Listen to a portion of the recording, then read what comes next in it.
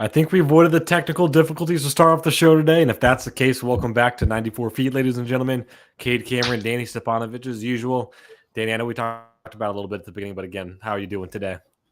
Doing good. Kate, why are you going to jinx us like that at the start of the That's show? You no, never that's know what true. could happen. Hey, knock on wood for that one. Hey, all I said is that we started the show clean. I mean, who There you knows go. how the rest of the show goes? I mean, who knows? I probably jinxed it, but we'll see how things go.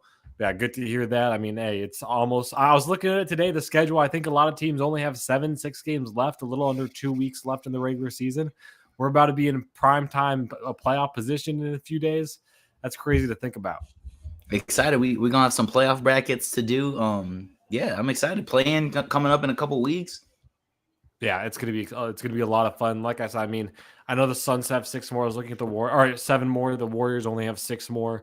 I think every team is kind of in that position right there where they're only looking about 6 or 7 more games. So we're coming down to the very end of it, and I mean, it's been a good season. So I'm looking forward to what this postseason is going to bring. And if it's anything like what March Madness has been this year, it's going to be an absolutely crazy postseason basketball for the NBA.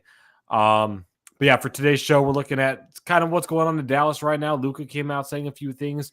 The team's not looking too hot with the Dallas Mavericks, so we're going to talk about that. Of course, the NCAA tournament still going on. Talk about the Final Four, who we think might be coming away with the national championship. We're probably going to have one more show before that national championship game. We could still talk about who we think might be going on to win that one.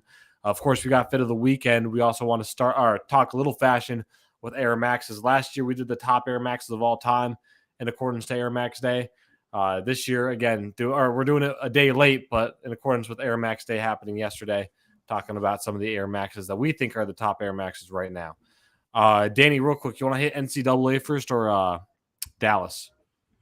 We could start with college basketball. Get that out the way. I don't Yeah. got too much to say other than, man, I'm so disappointed in the Final Four, Kate. I know we all like our Cinderella runs, but if we're just looking at the 4 teams that made it, FAU, Miami, UConn, and SDSU, I mean, there can't be a more boring Final Four than these 4 teams. I'm sorry, that's the biggest takeaway for me. I mean, I'm happy for all these schools. All these schools deserve it. FAU, I never even heard of FAU before the tournament.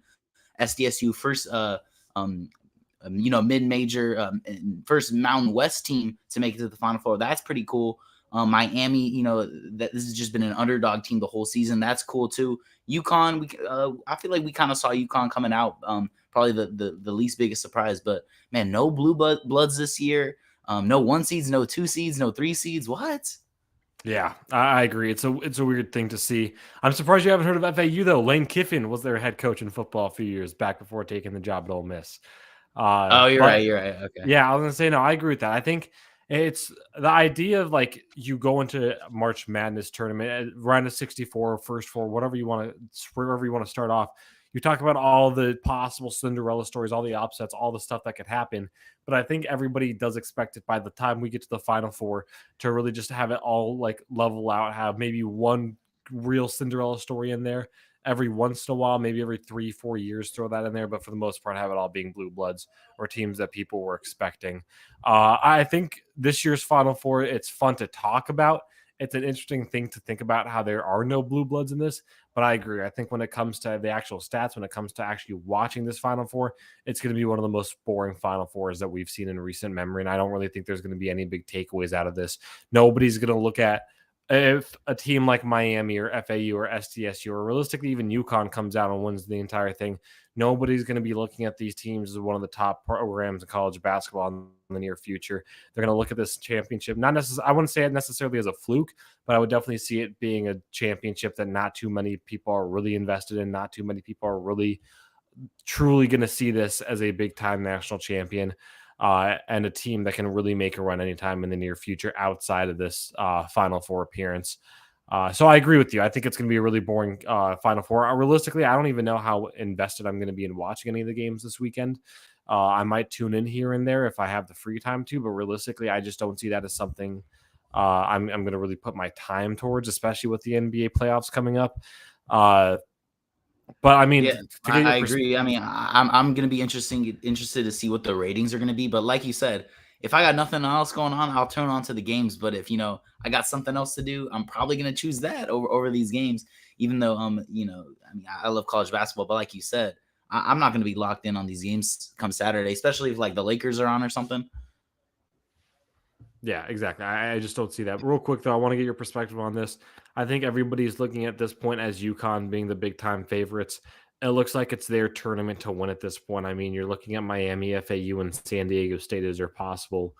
Well, you're looking at Miami in the first game of the Final Four, and then you're looking at the winner of SDSU versus FAU, which that already says enough. Like, I think people could sit down and watch the national championship game between UConn and Miami, but the fact that the winner of that game is going to play the winner of FAU and San Diego State, like one of those teams are going to the national championship. Nobody expected one of those teams to go to the national championship, and I don't think anybody necessarily cares that they are going to the national championship. Shoot, in San Diego, people have way better things to think about than San Diego State being in the national championship game. In Boca Raton, people have way bigger things to think about than FAU being in the national championship game. Outside of those two schools, in those areas, nobody cares. So it's like you're talking about UConn playing Miami, which pray to God UConn wins because college basketball needs that this season. And then they're going to be playing the winner of San Diego State and FAU, which is, I mean, you look at that, and from my perspective, I think it's a runaway. It's a UConn's tournament to lose at this point. We said it last week with Alabama. At least I think I said that last week with Alabama, that it's their tournament to lose. Yeah. They lost, obviously. It's now UConn's tournament to lose. Seeing how things are going to go down, I would not be surprised if this is a battle of Florida and Miami ends up playing FAU in the national championship game. And that is going to be one of the lamest national championship games we've seen in a while. AK, you talked a little bit about Bama. I know in the offseason, we always like to talk NBA draft. That's kind of a big talking point in the offseason for us. Brandon Miller, complete no-show this tournament. I don't know about you, but is this going to affect his draft stock? Because in my opinion, man, he didn't show up in 3 straight games. Yeah, it was not a good look for him. Let me pull up the stats real quick. Yeah, obviously he's dealing with the off the court issues. That has to be on his mind, I guess. But really disappointing out of Alabama, and we could just go down the list of the amount of disappointing teams leading up to that left side of the bracket because, like you said, San Diego State or FAU is gonna be in the championship game. Yeah, it's tough. So yeah, he had 9 points against San Diego State. He went 3 for 19 from the field, which is an absolutely ridiculous number to see. You hate to see that if you're an Alabama fan. He put up 19 points against Maryland, but still nothing really fantastic out of the percentage category. 5 for 17 from field goals, shooting 33% from 3. In the very first opening days of the tournament against the 16 seed Texas A&M Corpus Christi. Let's see what he put up real quick. He didn't do anything. He put up 0 points in 19 minutes of play. So he did not do anything at all there. Not necessarily needing to really rely on him in a game like that, just because 16-1, they're going to win. But it's hard to say. I don't know if it's necessarily going to affect his draft stock as much as a lot of people would think, but I could definitely see it being a little bit of a red flag if you are an NBA GM. You'd have to see maybe how he does in the combine. I mean, nobody really pays attention to the NBA combine the way that a lot of people pay attention to the NFL combine, but it's still something to look at. And then, I mean, you also look into the perspective of Alabama was the top team in the SEC this year. SEC is usually a very potent and powerful conference, but this year they did not seem to really bring that same firepower that they usually do in the basketball world. Kentucky was a very weak team this year. Tennessee looked really good, but dealing with injuries. I mean, those are really the only 2 teams in the SEC that I could really look at as being comparable to Alabama this season, and they did not put up stats that a lot of people are usually consistent in seeing this year. So, yeah, I think you look at a guy like Miller, I think he's going to be a lottery pick still. I don't think he's dropping far off in that regard. He had 1 good game in the tournament against Maryland, obviously failed to show up against San Diego State, but I don't think that's really going to be a huge factor in the way that a lot of NBA GMs look at him by the time the draft comes around, especially this year's draft. I mean, Wembanyama is going to be the face of it. Outside of that, Scoot Henderson, he's going to be a big guy, but I haven't heard really any other big names outside of those 2. So you look at Brandon Miller as a guy that's going to be up there in the categories, top 10 easily, top 5 possibly. I see maybe following around 6 or 7 in that category, but again, we'll have to see, and we'll have to talk about that a little more with the NBA draft. But real quick, going back to the Final Four, I mentioned it. It looks like it's UConn's tournament to lose. Do you agree with that? Do you think there's another team in there that might have a really good possibility of pulling away with this and being the champions this year? I think we're definitely gonna have to look at that Miami UConn matchup and say the winner of that matchup is gonna win it all because um, the past 2 years, Miami, the Hurricanes have just been doubted heading into the tournament last year. I looked up what they did last year. James Larinaga has done just a great job over there the past 2 years. Last year as a 10 seed, took his team to the Elite Eight with a win over USC in that first round. They upset Oregon, which had Coburn and a good point guard. I think Auburn was a 2 seed. And then this year, I'm kind of falling in love with this Miami team. They beat Drake when everyone had Drake as that 5-12 matchup. Then they take down Indiana, who had the best player on the court, potentially. That's another top 5 draft pick right there. Best player in the tournament, arguably, in Indiana. And then they take down the 1 seed in Houston, who Houston was supposed to, they're supposed to go on a run because the Final Four is in Houston. And, they got good guard defenders in Miami. They shut down Strasser, the other guys at Houston. And then they take down Texas, another strong guard team. It's going to be interesting to see how they match up against UConn because Miami is a totally undersized team compared to UConn. I think their center is only 5'9", and he was dealing with injuries earlier in the tournament, but he's back. He looks good. I'm kind of going to ride with Miami. I don't know who's going to guard Sonago or however you say his name on UConn, their dominant big man. But I've been betting against Miami too long this tournament, especially the past 2 years. I'm a ride with the Hurricanes in an upset win over UConn. Miami, they got 4 players that score double-digit points. Really, everyone on the court can shoot the 3 ball. So, they're starting 5. They can all shoot it. They can space it well. They all can shoot free throws. Even their big guy, 73% from the line, 32% from deep. They don't really rebound the ball that well, but, they push it. They shoot threes. They don't turn the ball over. I get UConn is like the perfectly balanced team. They can shoot the 3 ball. They play great defense, great offense. But I'm just going to ride with Miami all the way to the championship. Yeah, I like Miami. And so here's where I'm looking at it from this perspective in this matchup against UConn and Miami. UConn, you look at their tournament resume so far, beat Iona, beat St. Mary's, beat Arkansas. I think a very good Arkansas team that a lot of people were thinking might go on a decent run if they can overcome a really strong UConn team. Obviously, it wasn't the opportunity. And then they beat Gonzaga. Their closest game out of all those 4 games was against St. Mary's when they won by 15. Every game they have played has been an absolute blowout. And it's no surprise that UConn's going to go out there and bring that same level of intensity against a team like Miami, a 5 seed. I mean, St. Mary's played a very good year of basketball, and UConn handled them fairly well. Arkansas, again, a team that took down Kansas and a team that I thought could genuinely make a run at a Final Four, seeing the way they played against Kansas, and UConn handled them perfectly. You look over to the other side of it now in Miami, they're playing much closer games, but they've also have the pedigree of having the opportunity to come back in these games and come back and win it. If Miami keeps it close with 10 minutes, not necessarily close, but 10 points, 15 points with 10 minutes left in the second half, that's Miami's game still. I mean, as you mentioned, they beat Drake, a Drake team that I think, again, 5-12s. I think a lot of people look at that matchup pretty consistently when you're talking about upsets. I didn't have Drake beating Miami. I thought Miami was going to roll away with that one. I had other 12s over 5s in my bracket, but Miami beats them. Not really that well, but they beat them. Indiana was as a team that I thought was going to be very good this tournament and had a chance at a possible Final Four run. They hand it to Indiana very cleanly. They take down Houston, a Houston team that struggled going into this tournament because of Marcus Sasser and his injury. Sasser was playing. And again, a Miami team that played very good basketball against the number 1 overall seed. And then now you're also looking at the win over Texas being down 13 at one point in the game, coming back overcoming that deficit and beating Texas in that one. It may have been a little bit more than that. It may have been 18. I could be wrong. I'd have to check that real quick. I want to say it was 13 points though. Which game? So you're talking the Miami Texas game. They won by 7 points, but it was a comeback win. Like they were down Yeah, and they went on a run. exactly. That's what I was saying. Is that they came back. They were down 13, Okay. came back, won it.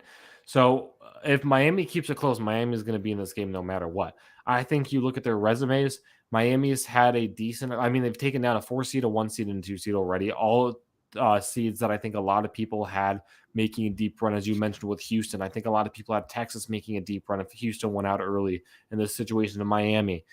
Indiana was a team that really, I think, could have been a surprise to anybody, but also wouldn't have been a surprise because they have the pedigree and they may have the team to possibly do it. I think at this game, it comes down to the way that UConn is going to be able to get out early, get out strong, and do not hesitate to keep that lead as high as possible for as long as possible. Because if Miami's in that game at any point, it'd have to be under a minute left, up by 10 for Miami to really call quits and call at the end of their season. Because I think at this point, that's definitely where eyes are going to be on for this Final Four matchup. But I think in general, I have UConn pulling away with it. I think they're going to win this championship overall. But this is going to be the game that is really the deciding factor in who wins the championship, and who's going to be raising the trophy on April 3rd. Real quick, bouncing to the other side though, San Diego State, FAU. All I'll say about that is that the Mountain West has been very untrustworthy over the past few tournaments. I don't think that's going to play a role here. I think San Diego State's going to beat FAU. Actually, no, I take that back. I think FAU is going to beat San Diego State. You look at FAU's team this season, obviously not coming out of one of the major conferences, going to be a mid-major conference there. They went into the tournament at 32-3, if I remember correctly. Maybe 31-3, could be wrong, but still only 3 losses on the season, playing very good basketball. Again, you're not talking about a very big conference that they're coming out of, let alone a basketball conference in general, but they're playing very good basketball. You can't discount the fact that they only have 3 losses on the season. And when you're comparing it to a San Diego State team that I don't think a lot of people had winning out of the Mountain West this season, you're looking at a FAU team that could truly be the surprise and be the 9th seed that goes to the national championship. Man, I completely missed on FAU, and I don't think in any of my brackets I had them getting past Memphis. Memphis I actually had going to the Final Four in one of my brackets because I thought that region, it was a pretty easy path. Purdue as a week 1 seed, but I think this game it's tough to break down because both teams they don't have really efficient scorers. SDSU, other than Bradley, they've had one guy, I can't think of his name, step up when Bradley's been struggling the past couple games. But both of them kind of run, offenses where there's not like a true scorer. FAU 3 players in double digits, just one with two averaging 13 points per game. They have a little bit of a deeper bench than SDSU, but I think this game's going to be ugly because every SDSU game, it's just an ugly battle down to the wire. San Diego State 4th best defense in the nation, but 75th offense. FAU 24th best offense, 29th best defense. So a little bit more balance. And I think I'm just going to go with the better offensive team in FAU. Kade, the Aztecs are a fun team to root for because, they just play tough basketball. But I'm going to go with the team that, has shown that they got a little bit more offense, a little bit more of a groove. They put up 79 against Kansas State. That game went down to the wire, and they proved that they could make buckets. And their 4 tournament wins: Memphis, Fairleigh Dickinson, Tennessee, and Kansas State. They've had 3 different leading scorers, so they're not relying on just one dude like SDSU is kind of with Bradley. And I'm gonna go with FAU on this one. Yeah, I like that. Me, I like to really just go deep into the matchups. I mean, you look at where FAU is coming from. They obviously beat FDU. Not really a big win there, in my opinion, just because they're coming off a 16 seed win over Purdue. So yeah, FAU didn't really win a great one there. But I mean, you go farther into it, they beat Tennessee. Tennessee dealing with injuries, as mentioned earlier, but a Tennessee team that has shown that they have a very good defensive strategy as well, and they're able to hand them their loss. Going up against Kansas State, I think a lot of people in this Elite Eight had Kansas State as one of their favorites, especially because the style of basketball they've been playing all season under Jerome Tang has been fantastic. FAU wins a close one there, only by 3 points, but as you mentioned, offense being a big thing as well. On the flip side, I mean, San Diego State taking down Alabama, that's the biggest win of the season for them. or at least of the tournament for them. They win a very, very close one against Creighton. And I think if they struggled against a team like Got a Creighton, little lucky there. Yeah, a little lucky there. You're right. But if they struggled against a team like Creighton, I think they're definitely struggling against a team like FAU. For my national championship, again, we'll have to talk about this next week, but I got FAU UConn national championship. I'll go far enough to even say UConn wins it all. One of the Hurley brothers gets their first national championship. And yeah, that's all I got to say about the Final Four. Okay, yeah, I think I'm done too. I'll go FAU Miami, and I think I'll have Miami winning it all. All right, can't go wrong with that. All right, switching gears over to the NBA. What's going on in Dallas? I feel like we both kind of had a good understanding of what this was going to happen after the Kyrie trade, and it's finally starting to play itself out. I mean, Dallas, what they're looking at, 37 and 39, 10th overall or 11th overall in the Western Conference standings. I'll start off from your perspective of what you're seeing so far. Where do you see Dallas? I mean, again, only a few games left in the season. Where do you see Dallas finishing the season? I think they're still a playing team. I don't think that they're going to miss the playoffs. Just looking at their schedule, man, it's pretty tough. They got 76ers, might not have Embiid. They got the Heat and Hawks, both teams fighting for playoff spots, because I think the Hawks are 8th. I don't know if you have time to pull up the standings, Kade. And then I think the Heat are 7th. And this is a 3-game road streak. A 3-game road streak. They're going Philly, Miami, Hawks, and then the Kings, Bulls. Bulls have been playing pretty well as of late. They just beat the Lakers in LA. And then they close out with the Spurs. But I think they're going to be able to squeeze enough just to make the playoffs. I hope so, because the league already got rid of Luka's 16th, or they rescinded that technical foul so he could play in the Pacers game. But the league, and I think all the fans want to see Luka and Kyrie in the playoffs, and I think we'll get it. Pelicans, I haven't really looked too deep into the Pelicans and Thunder schedule, but I was surprised to see on FanDuel that the Mavericks are actually favored to miss the playoffs. What's your reaction to that, Kade? I disagree with that. I still think the Mavericks are going to find a way to slip in there. It looks like the Thunder have a little bit more of a favorable schedule.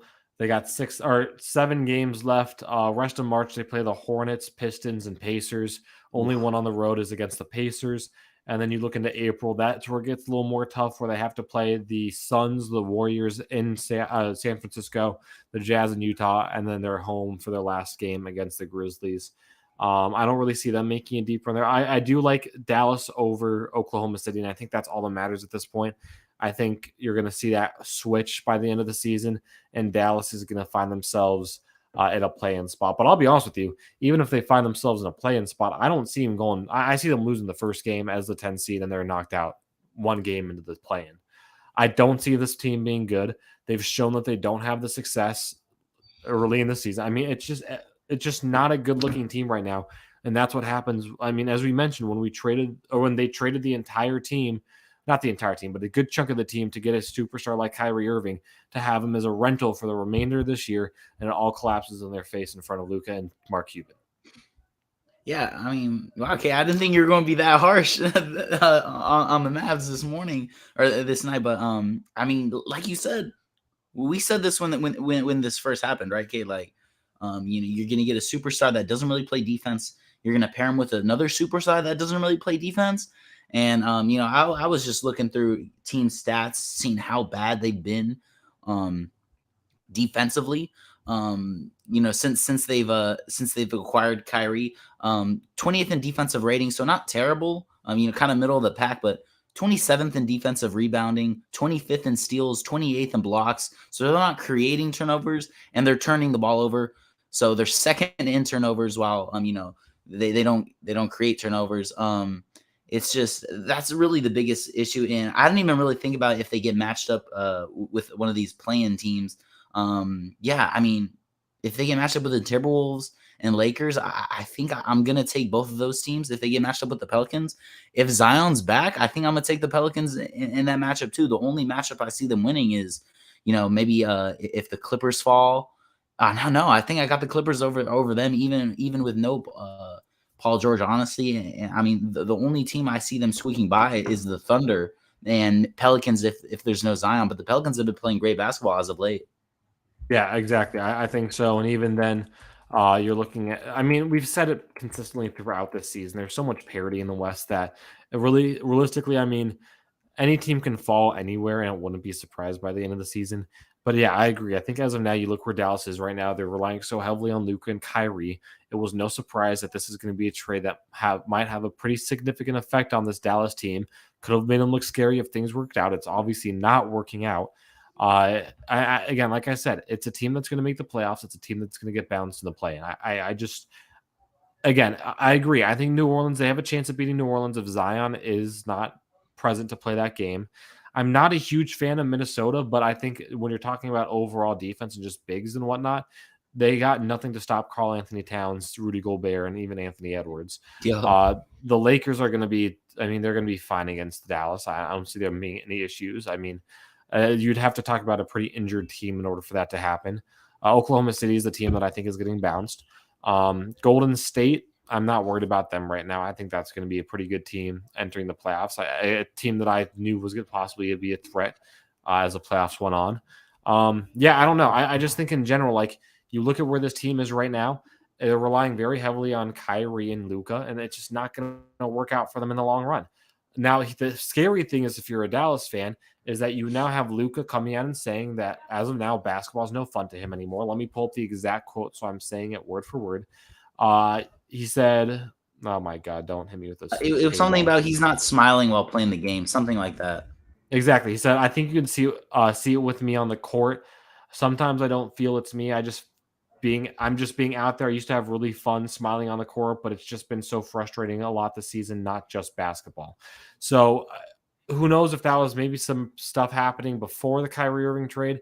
Without a doubt, the Kyrie Irving trade amplified it.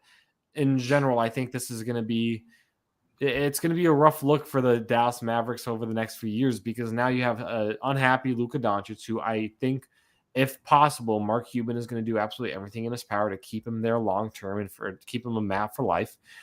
You have Kyrie, who you now traded a significant part of your team for in order to get in. You've got to think that it's between one or the other superstars. And you're going to have to end up trading, or not trading, but you're going to either have to let Kyrie walk in free agency, or you're going to have to spend significant money to keep him just to trade him by January of next year. It's not a good look if you're a Dallas Mavericks fan right now. The long-term success of this team is in jeopardy, and I hate to say it. I mean, we've seen it before. A superstar like Luka can carry this team, but they're never going to make it past a play. And if they make it past a play and they're going to be an 8 seed and they're going to get bounced every year in the playoffs, it's not going to be any surprise. It's not going to be any different. I think this is going to be the end of what could have been a very, very good run in Dallas for a team that had the opportunity to go out there and win championships.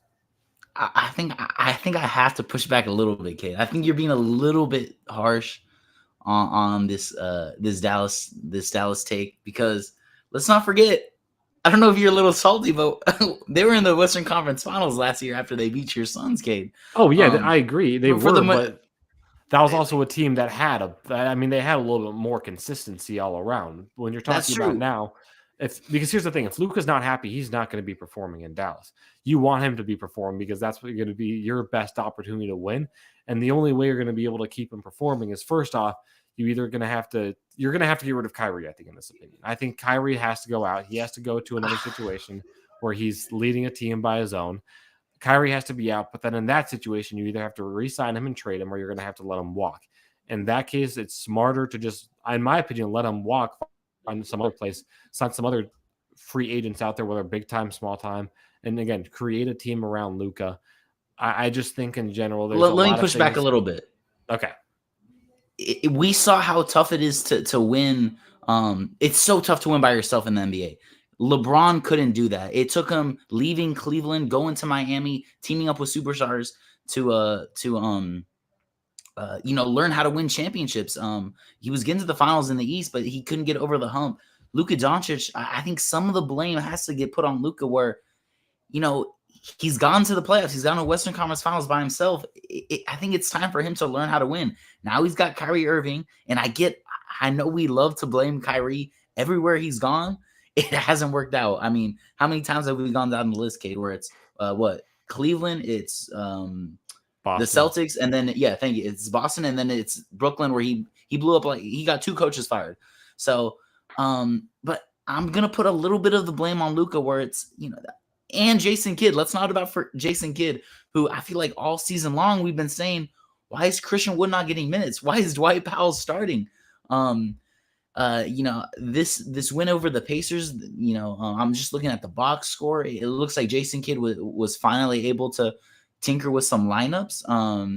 JaVale McGee got big minutes for the first time. I don't know how fast he's moving still.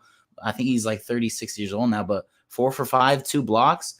Frank Nikolinka, he was a bust in New York, but what worked for him was he was a good defender there.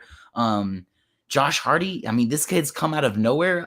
He doesn't even have a Wikipedia page yet, and this dude's averaging 20 points per game for the Mavs. So I think there's some pieces, and I think this team is good enough for Jason Kidd, Luka, and Kyrie to kind of figure it out. And I'm expecting them to do something in the playoffs, Kate. I mean, they're just that talented. We saw Mark Cuban. He screwed it up with what's the name? He's on the Knicks now. Jalen Brunson. He totally screwed that up. I wouldn't be surprised if he screwed this up and signs Kyrie to a long-term deal, which I don't think it's going to work out. But right now, they don't really. Lucas doesn't really have many other options other than Kyrie as your second best player. Who, I think they're just gonna have to figure it out. At the end of the day, Luka's gonna have to put on his big boy pants, figure out who's gonna close out the games, because that's what they've struggled mostly with, is who's gonna close out these fourth quarters. I mean, they cannot be losing to Charlotte 2 games in a row. When you have leads or the game is close late in the fourth quarter. So I'm putting some blame on Kyrie. They're only 4-8 in the games Luka and Kyrie have played, but some of this blame goes on Jason Kidd and Luka too. No, I agree with that. I think there has to be plenty of blame on Luka, because you look at, again, he was drafted in 2018. It's 2023. You're right. He had the opportunity to go out there and win, and he's shown that he's been able to put out that success. But you're right. I think that there needs to be blame put on them. What my perspective on this is, and this is where I think things go downhill. And also, I'll say this too. I don't know if there's really much blame you can really put on Kyrie, because he was traded in that situation. He was thrown into Dallas, and he just goes out there and plays basketball. You know what I mean? Like, I don't think he's not in a position where he has that investment to the team in Dallas to where he really feels that he has to go out there and win right now. He's there because was put on the trade block, and that's what happened. I mean, I know he requested Dallas, but at the end of the day, he doesn't have that commitment to Dallas the same way Luka does from being drafted there. So I agree. I think there has to be a lot of blame to put on Luka. I think there's also has to be a lot of blame to put on Jason Kidd. I just think overall, in the grand scheme of things, this trade for Kyrie is going to end up backfiring so much in Mark Cuban's face. You talked about how in the past, Luka has had that help. He's now has help with Kyrie, but that's really the only help he has on a team that really hasn't seen that much success. I mean, you've seen it as a Lakers fan, Anthony Davis and LeBron James being the really 2 big people that team had to focus on. Everybody outside of that wasn't that big of a help. And when you have people like Anthony Davis or LeBron James out, that team flounders. I mean, the team had Anthony Davis and LeBron James in, and they still weren't able to get anything done in the play-in or the playoff over the past few seasons outside of 2020 in the bubble. So you're looking at comparing that to this Dallas team right now, where you have Kyrie and Luka. The chemistry obviously hasn't developed the way a lot of people. Let me rephrase that. A lot of people weren't expecting that chemistry to develop. I don't think. I think a lot of people were in the position of knowing that the chemistry wasn't going to be there, knowing that they're 2 offensive-minded players. I mean, I remember making the jokes about it when Russell Westbrook went over to Houston. You can't play with 2 basketballs. How are you going to get the ball to Kyrie or to Harden and Russell Westbrook? It's the same thing here. How are you going to get the ball to Kyrie and Luka? We know that Luka's had attitude issues in the past. We've seen it with his technicals and how he almost seems like on a yearly basis is in a position where he's getting his 16th and having to set out a game because of it. Kyrie, I mean, players have said they've enjoyed playing with Kyrie and that they like him, but it obviously doesn't show in the production that they're able to put out there on the court. I mean, in the long term of this, things might not look good for the Dallas Mavericks this year, and I don't really see them being a very strong team. But if you end up keeping Kyrie Irving, how much leeway do you have to really add more players to that team, whether that's through the draft or also just through free agency, that are really going to be enthusiastic and big on playing there if they know they're going to be throwing themselves into a position where they're not going to be seeing that much success because they're playing on a team that has two superstars that don't bond the way they need to, and a coach that isn't going to really take that into much consideration and throw them out there every game hoping for a win. I see what you're saying, and I agree too. I just think if they let Kyrie, you think they're going to let Kyrie walk this offseason? I think the reason they got him was because, I think they initially got him to re-sign him. I think they wanted Kyrie for at least a few years and had the opportunity to get him in a position where they can really show themselves as a threat in the NBA playoffs. Seeing how things are going this year, and I think they are going to play it out. I think you have to look at re-signing Kyrie to a long-term contract. Do I think it's going to work out? No. But I think in this perspective, you've only seen Luka and Kyrie for such a short amount of time that putting them in an 82-game season would put them in a much different perspective on where that team truly is. And I mean, you can even look at it, go as far enough to look at it at the trade deadline next year, where by next year's trade deadline, seeing where the Mavericks are, if they're not in one of the top positions in the West, I think even if they're in a play-in position in the West, they're going to start looking at that as a possible failure in bringing Kyrie Irving in, and they're going to look at trading him. But I don't think they're going to get rid of him at the end of the season. I think you're going to have to look at a long-term contract just to see where this plays out and see where things go, see how an off-season of bonding goes, and see how a full regular season goes. And even then, if you re-sign him, you're talking about getting up. I mean, he's still on the younger side to where you're still talking about getting a pretty good package in return if you do end up trading him. So I think for the Mavericks, the best case scenario is that you're going to have to end up keeping Kyrie Irving. But I think it's very safe to say that I don't think a lot of fans, whether that's in Dallas or just NBA fans in general, have a lot of optimism seeing that Luka and Kyrie are going to be a true force to deal with in the West. No, I agree with that take, Kate. I think I agree too. I think they're gonna sign Kyrie, and I think Kyrie's just gonna get a lot of pushback. I guess I usually grill Kyrie, but I'm just saying in this position, I think he's gonna get overhated, especially if they don't make the playoffs because he comes into a team that I think was a 6 seed. They dropped down out of the playoffs. It's not gonna look good. But if the Mavs can bring in some defenders, I don't know what happened to Maxi Kleber. He used to be a pretty good defender for them. I don't know if he's injured, falling out of the rotation. They're just gonna need to play some defense, and they'll have to figure this out because I really do think they have a good enough roster to be like a top 3 seed. So I don't know if it's Jason Kidd that's gonna have to figure this out. I think most of it is gonna be Kyrie and Luka not playing much defense, and it's not gonna work out at the end of the day. But I think Luka's, good enough, talented enough to figure this out with Kyrie. And which it sounds weird for me to say that because, I usually, I'm pretty, anti Kyrie, but I don't know. I think this roster is good enough to figure it out. Like you said, I like how you said you're not putting too much thought into this season because, they've just put this roster together and, they've only played 12 games together. So like you said, I want to see an 82-game season with Kyrie and Luka first. Yeah, I think what you're going to end up seeing is I think you're going to see some reconstruction around the bench over the offseason. Obviously, re-sign Kyrie, see some reconstruction to try seeing if you can get some more role players that can kind of help you out. Because again, I just don't see the depth of that bench being a huge help. And I think the biggest thing that kind of concerns me out of this is that just again the attitudes that both Luka and Kyrie have. You're talking about both of them having to kind of step it up and be the best, put on their big boy pants, as you mentioned. But I mean, seeing neither really don't. I guess you're right. They really don't have too much leadership qualities. Both of these guys, right? Exactly. So, and that's what I'm saying is that like you can tell them to put on their big boy pants. And Luka, you look at his time overseas, you look at his time in the NBA.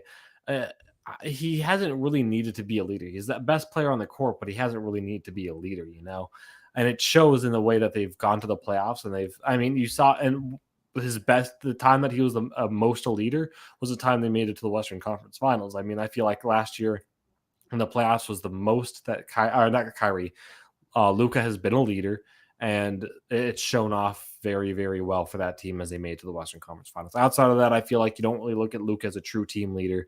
It might be something that he has to develop into, and we might see that now with this adversity by bringing Kyrie Irving in. But at the same time, it hasn't been done yet. Obviously, Kyrie in the same position. He said he wanted to lead a team. It was a failure in Cleveland, or not Cleveland, and Boston. He then kind of took the backseat to Kevin Durant in Brooklyn. I mean, he was a good player, but between injuries, all this stuff between the vaccine and whatnot, just overall didn't work out. And I think now you can kind of finally see if it all works out, Kyrie be put in a situation where he doesn't have to be a team leader, but he can kind of be that second option and still do very well. But of course, that only works out as well as your team leader and if Luka isn't really taking that role seriously. How well can you really play? And I think again, I like that. I think it's hard to really put a lot of blame on Kyrie, especially because I think, as you mentioned, you said how he's going to be overhated. You look, I mean, shoot, as of now, Mikal Bridges, Cam Johnson, and Spencer Dinwiddie have played more minutes together than Kevin Durant, James Harden, and Kyrie Irving in Brooklyn. And Wow, those three have only played on that team for 2 months. So it puts that's in perspective crazy. how much they've really been able to see a full Kyrie on a good team. So I think, yeah, it's very easy to put that blame on Kyrie, seeing how things went in Boston and Brooklyn. It's a lot easier to put that blame on him, especially if you're a Dallas fan, considering he's the new kid in town, and that you guys and that team has been supporting Luka for as long as they have been. But just in general, I agree. I think they'll figure it out. I think they'll do whatever they need to. Mark Cuban is an owner that is genuine, is serious about winning. He's going to put in the money to win. He's not one of those owners who just does it to have a team or whatnot. So I don't think there's really much to be scared about if you're a fan, but just know that there's a very good chance that you see it this year. It's going to be shades of next year as well if they continue to play this way. They'll have to make adjustments. That's all I've got to say. I think they'll make them. I think it's a little bit too late in the season to do anything now. I think they're going to get into the play-in, lose possibly in the first game to get knocked out early, but they'll figure something out. They'll sit down with Luka. They'll do something to make sure that this team is going to be locked in for the next few years, especially by keeping Luka there and making sure that he is smiling again playing basketball. So that's my perspective on it, and I think it's just a matter of time at this point, really, with this team. I think we nailed it, Kade, unless you got something else. I mean, that's it for me. I don't got nothing there. I know we talked about it yesterday. Did you want to hit the Paul George injury real quick? Only like 2-3 minutes on this. Yeah, sure. You want to start off with it? Yeah, all I'll say is that huge blow to the Clippers, especially for them being the 5th seed, one of those positions that are only two games out from being knocked out of the playoffs completely. Seeing Lakers have been playing good basketball. New Orleans has been playing good basketball. Minnesota's been playing good basketball. I wouldn't be surprised. That is one of those teams where I don't think there's going to be much shifting in the playoffs right now. I think it's going to be pretty consistent throughout.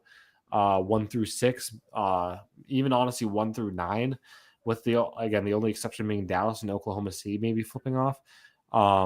But I think the Clippers now without Paul George have a good chance of possibly falling a little bit lower, possibly into that 7th spot as a play-in. And if Paul George is back for the postseason, that's going to be great for that team. If he's not back for the postseason and he has to miss round 1, I think the Clippers are missing round 2.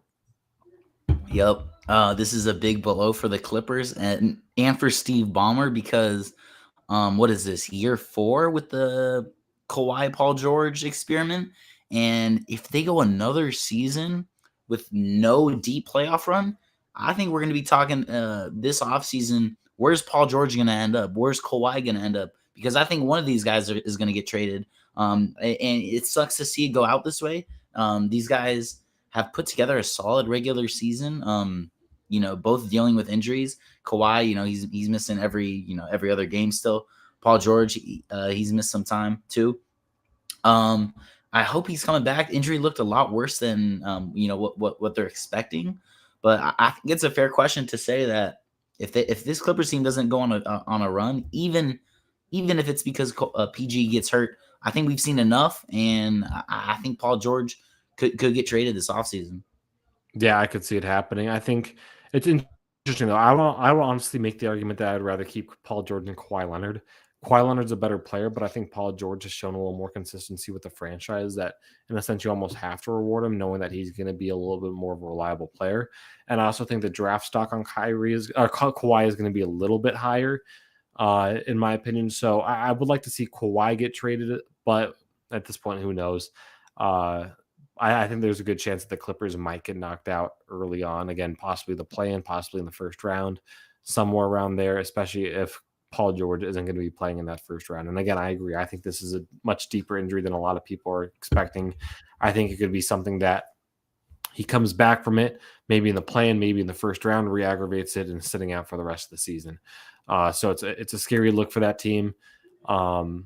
And I think, yeah, you look at it and you're almost starting to look at it in the same aspect of that Brooklyn Nets situation, where you do kind of maybe have to start looking at different alternatives to try getting new players to that team. So that's all I've really got on that. I think it's a big blow for the Clippers, especially where they're at right now, where they don't have a locked playoff spotted and they're really close to flirting with that play-in. And I think that's going to end up being the difference maker between this season, whether it being a deep playoff run and possibly championship run that we talked about at the beginning of the season, to being knocked out before the playoffs even start. Yeah, I know. Clippers, man, they know how to screw stuff up. But I will say, if you're an NBA GM, are you a little bit scared of trading for Kawhi, who's dealing with injuries, coming off an torn ACL, I think 2 seasons ago? He doesn't really play too many games. You would still rather have Kawhi over Paul George? I'd have Paul George over Kawhi if I'm on the Clippers. But if I am another team, okay. yeah, I'd rather take Paul George right now. Kawhi, though, you'd have to be a team that I think is either A, safe with the players they have right now, or B, a team that is on the verge of maybe making a run of that one superstar that you kind of have to take a risk on, would kind of put them over the top. So, like, I could see him going to a place like Oklahoma City. I could see a team like New Orleans. Hey, I'll throw out a team, Kade. Let's hear it. A team who's they have not been relevant for the longest of time. Maybe they're gonna become a playoff team this year. They might have a good first round battle, probably gonna get bounced, but it feels like they're a superstar away from becoming a contender. What about the Knicks? Yeah, I could see that happening as well, and I think Kawhi would be a good fit for that Knicks mindset. Knicks playing good basketball right now, sitting at 5th in the East. I think they could put up a really good game against Cleveland, seeing the way they've played over the past few weeks. The Knicks are an option. That's way down the line, though. Yeah, way down the line. I was going to say, honestly, New Orleans is a team I could see him going to, seeing how this season goes. I mean, they've shown that Zion is such a massive part of that team that maybe giving up a guy like Brandon Ingram for someone like Kawhi Leonard might be a risk that the team would be willing to take. You could even see him going to a team like Chicago, possibly, seeing how Lonzo Ball is being treated out there. But I think Kawhi, again, a team that might be willing to take a risk on him. I think it could work out for a team if he's able to play, especially the same way he played against or in Toronto before this whole thing ended up playing out the way it did in LA. But yeah, in general, I think it's almost safe to say that if Paul George is out, it might be season over for the Clippers, and that we can kind of cross them off that list as possible contenders for the NBA Finals this year. You got anything else on that? No. All right. Let's hit fit of the week. Danny, for the first time ever, we tied, which is something that's, again, just honestly, I'm surprised it happened because I feel like we've had some close ones in the past, but never a tie. So that's different. Yeah, that's all I got to say. Nothing special there, but I'll go first. I know you don't got yours set up yet. I'm going with JaVale McGee, going with the all brown white undershirt chains. He's got the I know they're the Jordan 1 Chicago's. I don't know if they're the Lost and Founds or whatnot. They look pretty clean, so I'm assuming they are the Lost and Founds. But overall, great look. Can't go wrong with that. Kind of transitioning a little bit lighter material, so it looks like he's transitioning from that spring to summer or that fall or the winter to spring look. So yeah, can't go wrong with that. JaVale McGee. Ooh, he's got the lost ones. Man, those are fire. I'm going with Jaylen Brown. Because I think he's wearing Air Maxes, right, Kade? I'm not the biggest Air Max guy, but those look to be some sort of 98s or something. I don't know, but JB going with the pastel tones. I was looking at the League Fits Instagram page. Not too many fits this week. I felt like I don't know if whoever's on IG was slacking a little bit. Not too much from what I like, but JB, he's always putting together clean fits. Just earth tones, keeping it really simple, kind of letting the shoes do the talking. And in honor of Air Max Day yesterday, I went with a shoe that looks like an Air Max. I'm not too sure if that's an Air Max. Oh So yeah, maybe I hate to say I don't think it is. okay. Yeah, they look like Air Maxes in my opinion, though. So Yeah. I mean, it works. Probably the only one that's going to be wearing anything similar to an Air Max, so works out. As usual, head over to our social medias, Instagram, Twitter is where we're going to be doing that poll. We're coming down the stretch of things. We'll have to see what Danny's going to end up doing. We'll put out another poll to see what Danny might be end up having to do. I don't know if Sacramento's too big of a stretch to see the beam in person. Honestly, that might be a little bit more of a reward than a punishment, if you ask me. But yeah, seriously. yeah, so we'll have that up later this week. Vote on that. And then as Okay, mentioned, do you have any ideas, Cade? No, I got. I mean, I like honestly, I kind of like the idea of getting the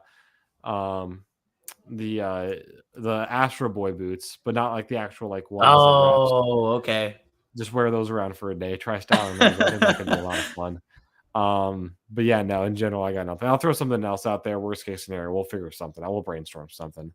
But as mentioned, Air Max Day yesterday, one of the best times of the year.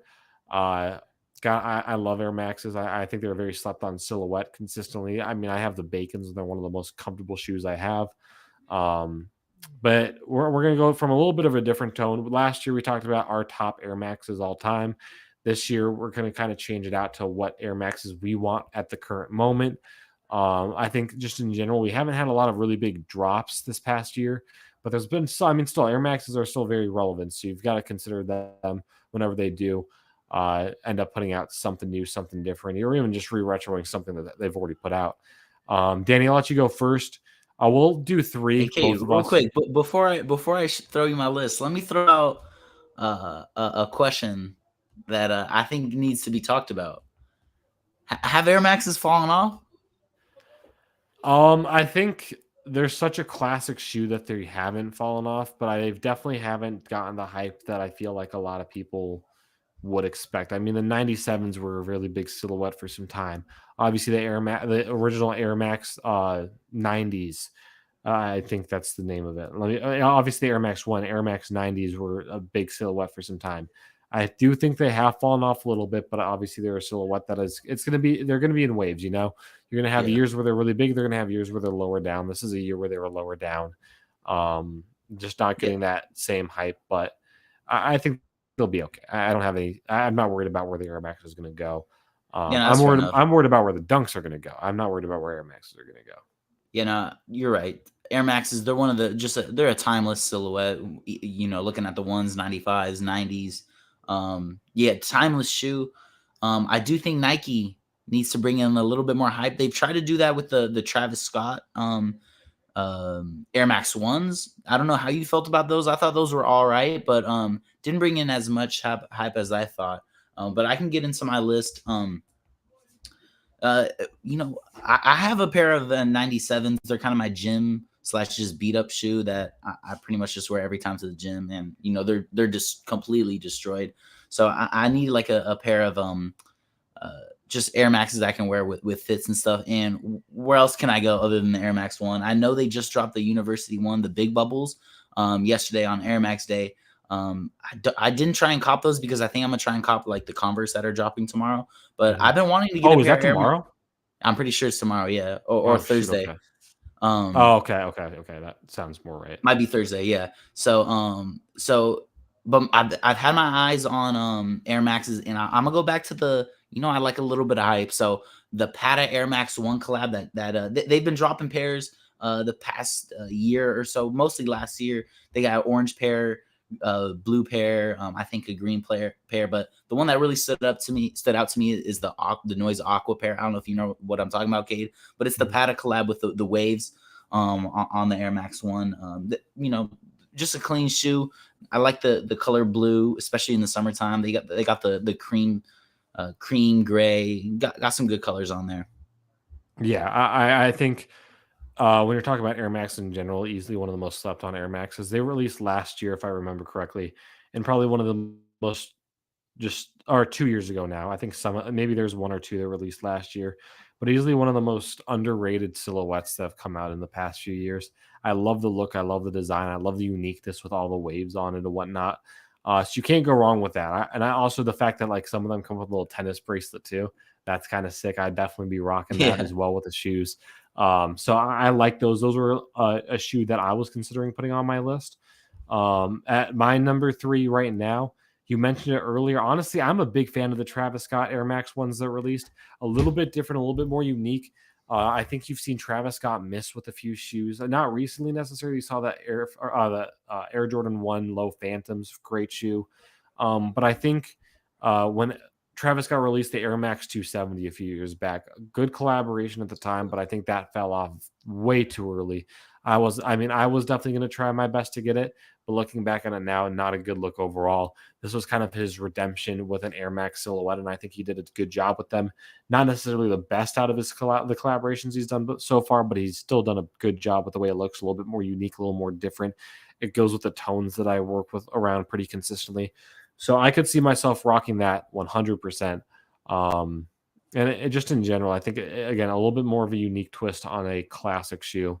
Can't go Now, wrong with it. are you I talking like it. about the gold pair or the brown pair? Which Travis Scott one are you talking about? Honestly, I'm not too picky about them, but I was looking at the Baroque Brown. Okay, yeah, no, I definitely like that more than the gold pair. Yeah, no, that brown pair is pretty clean. You're right, it is a unique shoe. There's a lot going on there, which spices up the Air Max. Exactly. Can't go wrong with that. Danny, what's your second? The second for me, it's like I said, Air Maxes are kind of timeless, and Air Max that I've always wanted is Air Max 90, the infrared 90s. Just a clean shoe. I know this shoe was way more hyped, 15, 20 years ago. They re-retroed them in 2022. Resale isn't going too crazy, but just a classic infrared Air Max 90. If you're a sneakerhead, you know what the shoe is. You're gonna recognize that shoe for sure. So that's just always been on my wants list on StockX and Goats. If price ever drops, then I'm always planning on keeping my eye on it. Yeah, that's a good. I mean, when you think about the Air Max, I think for a lot of sneakerheads, that's the one that comes to mind. That's the original. That's the true OG Air Max that a lot of people look at. One that I definitely got to get my hands on too. It's a great looking shoe. It's a classic. Truly feels like the '90s. Can't go wrong with that. For my second one, I'm going with one that re-released this past year in 2022. I really should have pulled the trigger on this one. I think it's a great looking shoe. And it was one that really got a lot of hype back in 2017, 2018. But I'm going with the Air Max 97 Silver Bullet, a classic timeless shoe. And honestly, this is one that I might have to pull the trigger on, even if it is resale, because on StockX, my size, it's not going for a crazy expensive price. It's an overall fantastic look. Can't go wrong with the shoe. An all silver upper. It's one of those shoes that, again, you think about the Air Max. This is one of the top 3 shoes that comes to everybody's mind. It's the Silver Bullet. Can't go wrong with it. I mean, I don't have a pair of, other than the Air Max 90 Bacons that I have, I don't have any other pair of Air Maxes, and I really want to expand that into something new. And I think the 97 is a lot more unique, but a lot more stylish compared to some of the earlier Air Max generations. Man, Kate, I remember you said they re-retroed it. Was it 2017? Was it that long ago? That's when it really got like a lot of attention again. Yeah, I think they around that time they did like a full size run on them. And Kate, I remember that they were sitting at retail for like months, and I was like, I'll get them later. And I don't even want to check resale. Resale's probably not going for so long, but that's one of my regrets, not pulling the trigger on those when they were full, when they were just mass producing them. Yeah, exactly. I mean, hey, like I said, they re-release them though. They're not too expensive right now. I mean, I can get my size for 200. Oh, You really? could probably Okay. get it a little cheaper, so it works out. Okay, cool. I'm my number one. It's a shoe I've been looking at since 2019 now. I don't remember I want to say this was a Air Max release, Cade, when they had a bunch of different designers release shoes from different cities. I think it was like New York, Los Angeles, Paris, and the shoe that I'm focusing on is the Air Max 97, the Shanghai Kaleidoscopes. It's a blue upper. It's just a clean looking shoe. I don't know if you know what drop I'm talking about, Kate. Do you know? Does that ring a bell to you? I'll look it up real quick though. Yeah. So I guess it wasn't on Air Max Day, but around the same time. So it's just a clean looking shoe. It's blue. It's kind of loud. I just have always thought this was just a clean blue shoe. Great looking summer shoe. I don't know why I've wanted it for the longest time. Resell it, it's a little steep for my liking. So I don't know when I'll be picking it up. I'll probably be picking up the Patas before I pick these up. But it's been on number one on my list behind, like, obviously the Sean Witherspoons are always going to be my number one Air Max that I want, but I'm not getting that anytime soon. So yeah, I'm gonna go with these Shanghais. Yeah, the Witherspoons might be one of those ones that you might just have to end up getting reps for because those are never going to drop in price, and they're such a nice shoe. I want to get a pair of those. I do looking at them. I do remember what you're talking about. Definitely bold. They're not terrible. They're a good summer shoe in my opinion. I think they can definitely work out pretty well. Yeah, I like them. I mean, I don't know if I could rock them. I'm not a huge fan of that color, but not a terrible shoe. For me, I'll be honest with you. This might be a shoe that might be spitting in the Air Max Day's face, but it is an Air Max. It's a little more unique. One thing I think this style of shoe in general, something a little bit more unique, a little more different, has been picking up a little bit. The price is a little bit steep for right now, but it's the Nike Air Max 98 TL and the Supreme collaboration they did with that. It's pretty much an all brown shoe, all brown upper, but it just kind of has that almost like vintage yet like I don't know how to describe it other than just like a vintage vibe. You see it though? When did these drop? I'm not familiar with these. I don't know when they dropped. It may have been a little bit a while ago now. Or no, last Christmas or last holiday season, November 3rd. So I just Those are sick. I mean, I had no clue. Yeah, aren't they nice? Like those are definitely. I mean, if they drop in price, I'm definitely picking those up because those are such a nice pair of shoes. Yeah, no, I feel like I can't really think of what the other Air Max Supreme did. I'm gonna try and pull it up. But they've done a couple. Maybe not Air Max. Yeah, they did the 98s a while ago, and this kind of reminds me of those. But I like how they didn't put like a bunch of red on these shoes, and you can't really tell like it's a Supreme shoe, right? I mean, it says Supreme on the back, but it's kind of nobody's reading that, and it looks pretty cool. I like the dad shoe vibe. Definitely looks like a really comfortable shoe come summertime. Would you rather have the white or the black pair? I'm going with the brown pair. Oh, there's a brown pair. Yeah, TL. If you throw a TL at the end of that, yeah, it's so nice. The brown pair is just on a different level. Ooh, okay. I have not seen these before. Exactly. Now, these are clean. I'm gonna keep these on my radar too, Kade. I was gonna say there's such a nice pair with the brown pair that they've got. Looks so good. Damn. And I just saw this too. They have a pink pair. I'm not sure if I mean, it's a nice toned down color of pink. It really emphasizes that dad shoe look. Not a terrible look. Not sure if I could rock it. Not a terrible look though. Yeah, but overall, I mean, I think if you're looking at Air Maxes on the grand scheme of things, I think you're looking at people for this 1 year in particular leaning away from the more typical silhouettes and leaning towards like these 98 silhouettes, the silhouettes that didn't get that much attention compared to the 97s, the 95s, obviously the 90s, the Air Max ones, all those really big ones that everybody thinks about when they think Air Maxes. I think they're going to start leaning away from that and looking into different aspects, a little bit more of that dad shoes you mentioned and getting into that. Okay, I like it. Good list, Kade. I'll say not too terrible, but hey, happy Air Max Day once again. It's a day late, but that's okay. We're still celebrating. I wore my Air Maxes on the show on Wednesday to get prepared for it, or when I was anchoring on Wednesday to get prepared for it. So trying to do what I can. Danny, you got any final thoughts? No, sir. Lakers 8 seed. Hey, they're climbing their way up there, but we'll have to see how the season. Hey, by next Sunday, we're going to have a much better understanding of what the playoffs are going to look like, and it's going to be a fun rest of the 7-6 games that each team has. Once again, we thank you guys for joining us tonight. It was another good show. A little bit longer of a show, but that's fine. We're making the best of it. Make sure you head over to social medias to vote for Fit of the Week at 94 Feet Show on Instagram and Twitter. We'll have that up at some point this week. Once again, have a fantastic week, and we'll see you guys next Sunday. Peace, y'all.